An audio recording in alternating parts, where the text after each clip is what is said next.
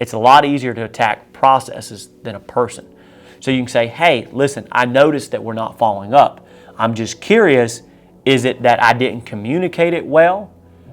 Or is it that you don't know how in general, or maybe given your current workload? Or is it just that you're not motivated to do it? Which one is it?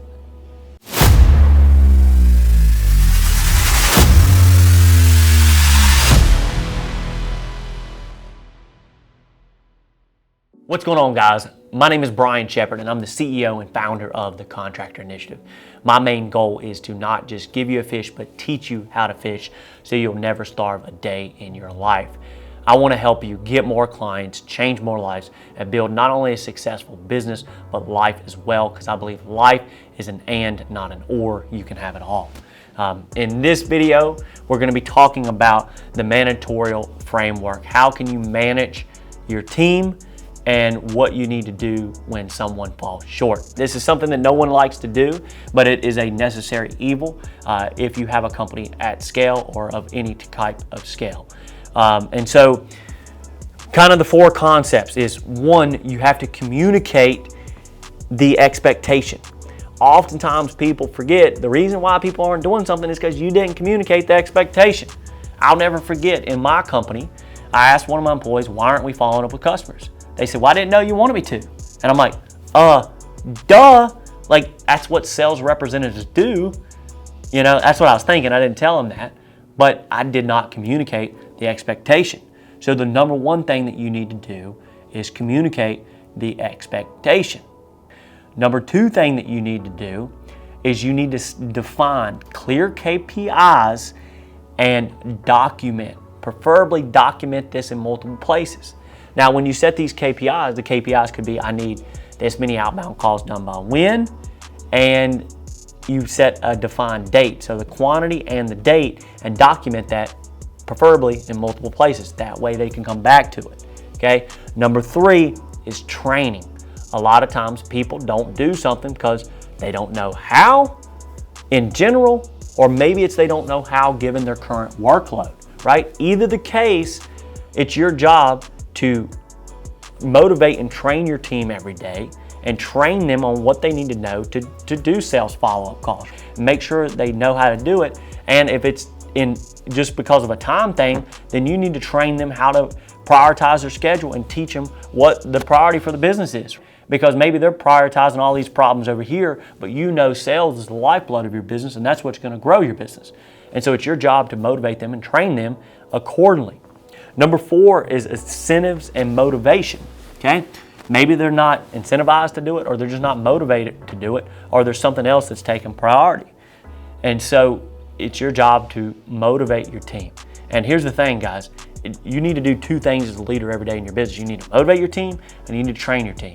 And if you're not motivating your team and training your team, then you're not a leader. And neither is the person that you think is leading your business. You need to motivate your team every day, and you need to train your team every day. So how can you execute this in your business, and how can you use this framework to manage your staff? Well, let's say you have a problem, okay? It's a lot easier to attack processes than a person. So you can say, hey, listen, I noticed that we're not following up. I'm just curious, is it that I didn't communicate it well? Or is it that you don't know how in general, or maybe given your current workload? Or is it just that you're not motivated to do it? Which one is it? And then they're going to tell you. And then so whatever they say, you know you can handle it. Well, you know, honestly, like, we've had a lot of work to do lately, and I just hadn't had time to do it.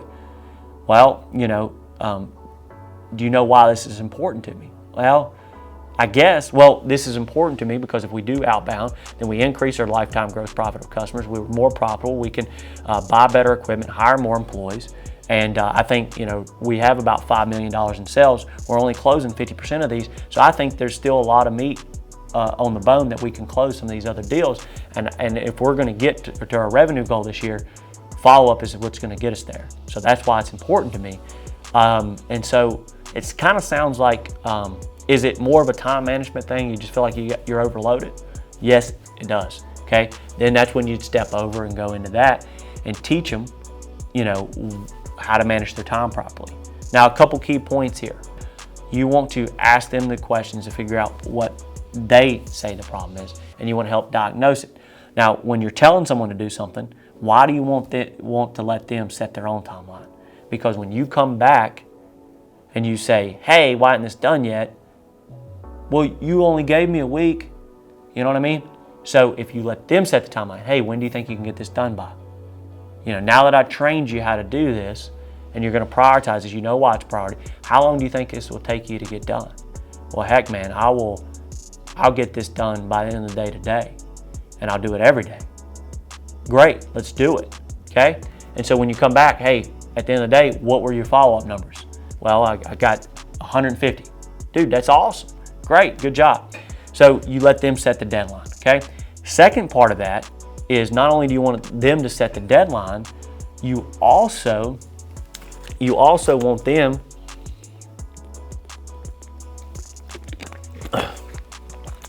to think in terms of a day, not a week. So if, a lot of people just say, hey, get this back to me at the end of the week, or when could you get done by? If your employee says, I can get this done today, why would you say get it to me at the end of the week? So now you're getting your employees to take something in the future, bring it to present day, get it done faster, and you're increasing the life cycle of your business, and you're increasing the overall profit and the results that you're getting day after day, because you're taking things that they said, instead of saying get it to me by the end of the week, get it to me today, right? And you're getting them to work harder, work faster, and get the ultimate outcome that we're all after, results and profit, okay? All right, guys, so that is the framework for managing your employees. And if you like this video, make sure you like and subscribe below. And I also left a link down in the description where you can download the 5 scaling secrets that I know it's going to help you grow and scale your business and help you reach more people, change more lives, and change your personal life as well. All right, guys, thank you so much, and we'll see you in the next one.